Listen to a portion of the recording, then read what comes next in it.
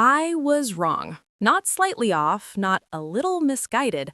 I was completely, embarrassingly wrong about one of the most basic pieces of financial advice I had been following for years. And the worst part, I felt proud of myself the entire time it was quietly working against me. I had my emergency fund sitting in my savings account, perfectly sized, exactly the way every personal finance article and every well-meaning family member had told me to build it. 6 months of expenses. Check. Safe and liquid. Check. Responsible adult behavior. Check. And then one afternoon, I actually sat down and ran the numbers. Not the feel-good version of the numbers, the real version. And what I found genuinely made my stomach drop. Because that money I had been so proud of, that safety net I had spent years carefully building, was silently costing me a fortune. Not because something went wrong, because everything went exactly as the system was designed to go. That is what I want to talk to you about today. Not to convince you to abandon your emergency fund, you absolutely need one, but because the version most of us were taught to build is outdated, oversized, and in the wrong place. And by the time this video is over, you are going to have a completely different system, one that gives you genuine protection and stops bleeding your future wealth at the same time. So, let me show you exactly what is happening inside that savings account right now, because this is the part that nobody talks about clearly enough. The average traditional savings account pays somewhere between 0.01% and 0.5% in annual interest. Meanwhile, inflation, the rate at which the cost of living actually increases, has been running between 3 and 4% in recent years. Do that math and you realize that the gap between what your bank is paying you and what inflation is taking from you is costing you somewhere around 2.5 to 3% of your balance every single year. I call this the idle money penalty.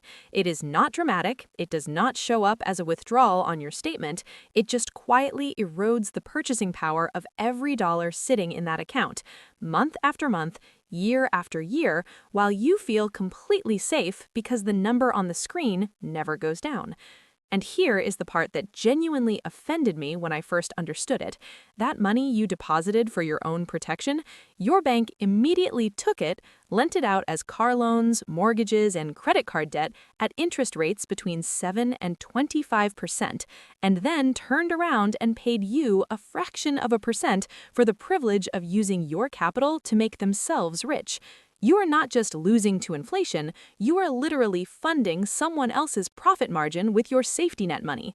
The system was never designed to protect your wealth, it was designed to use it. Now, before you feel bad about any of this, I want to be very clear about something. The reason smart, financially aware people build oversized emergency funds in the wrong accounts is not because they are careless. It's because two very powerful forces are working against them simultaneously, and most people never even realize it. The first is biological. When you can see a large, accessible number sitting in your bank account, your nervous system physically relaxes.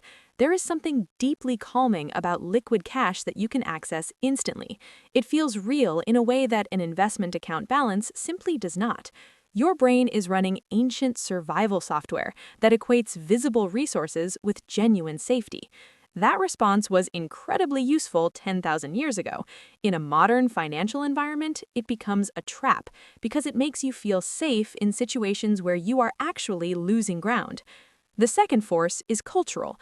Most of us were taught by parents or by society that keeping money in the bank is what responsible adults do. Questioning your emergency fund feels almost irresponsible, even reckless. So the habit gets reinforced from two directions at once, your own biology and everything you were ever told about money, which makes it nearly impossible to examine without someone explicitly pointing out that a better version of the same idea exists. And that is exactly what I'm going to give you right now. Not a reason to abandon safety, a reason to build it smarter. But first, let me put an actual price tag on what the traditional approach costs, because this is where it stops being theoretical and starts being personal. Say you have $20,000 sitting in a standard savings account as your emergency fund, earning 0.5% annually. Over 20 years, that account grows to roughly $22,000.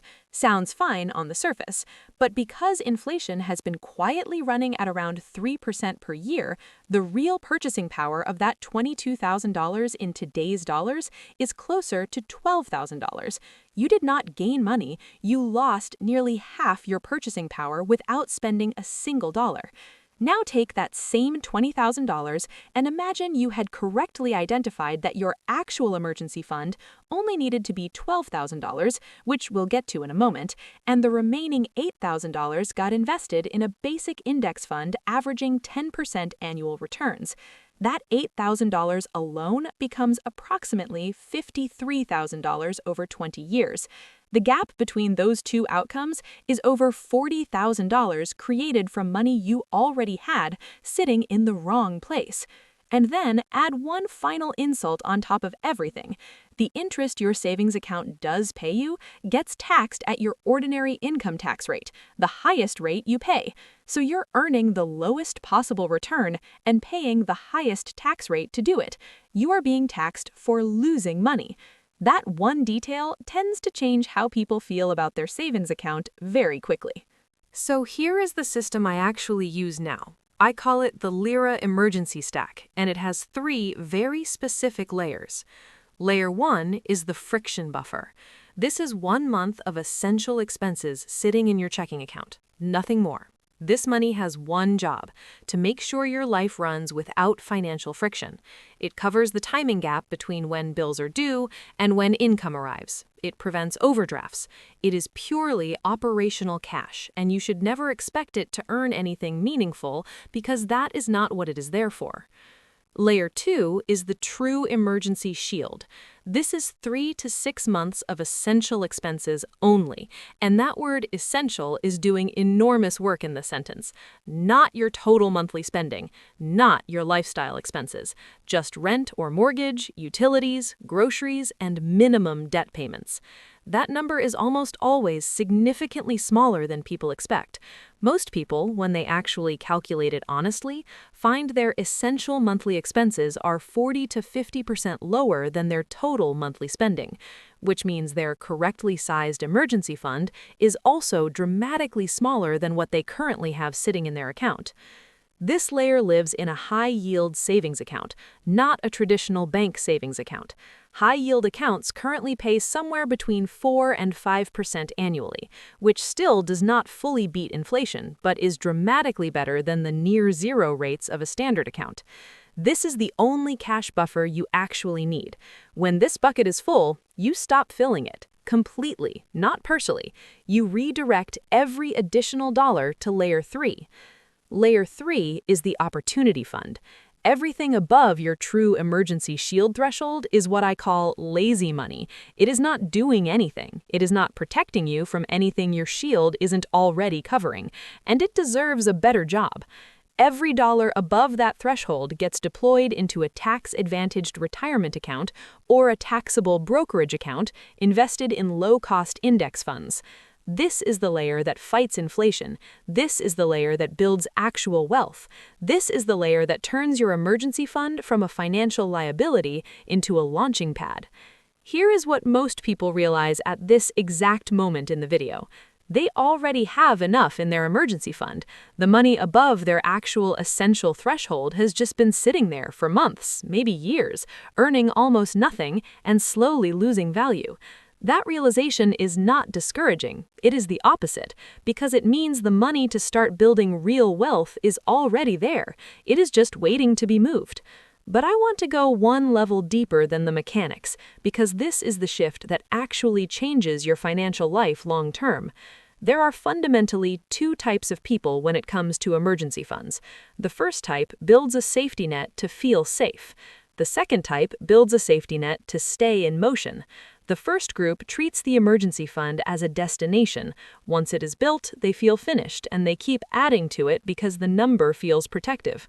The second group treats it as a foundation. They build it to a specific level, they stop, and then they build everything else on top of it. Financial security and wealth building are not competing goals. They are not a trade-off where you have to sacrifice one for the other. They are sequential steps in the same process. You absolutely need the foundation. You cannot skip it. But you also cannot stand on the foundation and call it a house. The invitation I am extending to you right now is to stop seeing yourself as someone who saves money and start seeing yourself as someone who deploys capital strategically, with safety built into the structure, not trapped inside it. That single shift in how you think about money changes every financial decision you make going forward. And I want to zoom out for just a moment because this is bigger than your bank account. The relationship you have with money right now is the one your kids are watching and learning from. The emergency fund habit, the oversized, fear-based, stagnant cash habit, gets inherited.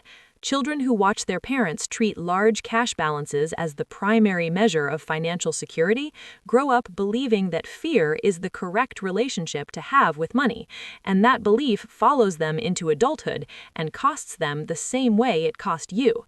Every dollar sitting in an oversized emergency fund for decades is not just a dollar lost to inflation, it's a dollar that could have compounded into meaningful wealth, education, options, freedom, a head start for the next generation. Breaking this pattern right now doesn't just change your financial future, it changes the financial psychology that gets passed down. Real security doesn't come from a pile of cash large enough to survive any disaster imaginable. It comes from a financial structure built well enough that you can handle the emergencies that actually happen without destroying your long-term wealth to do it. That is the difference between surviving and actually building something. So here is the one thing I want you to do before you watch another video or scroll past another piece of financial content. Open your savings account right now. Look at the balance, then calculate your actual essential monthly expenses, rent, utilities, groceries, and minimum payments. Then multiply that number by 6. Any amount in your savings above that number is lazy money. It has been working against you, and it deserves to be moved somewhere it can actually work for you. You do not need to be an expert to do this. You don't need to time the market or figure out which stocks to pick.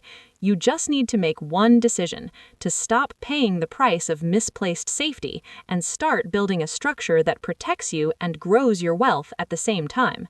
If this reframe landed for you, the next video covers exactly where to move that excess cash and how to set up automatic investing so the whole system runs without you having to make emotional decisions every month. That's where the real momentum begins. The best time to fix this was the day you opened that savings account.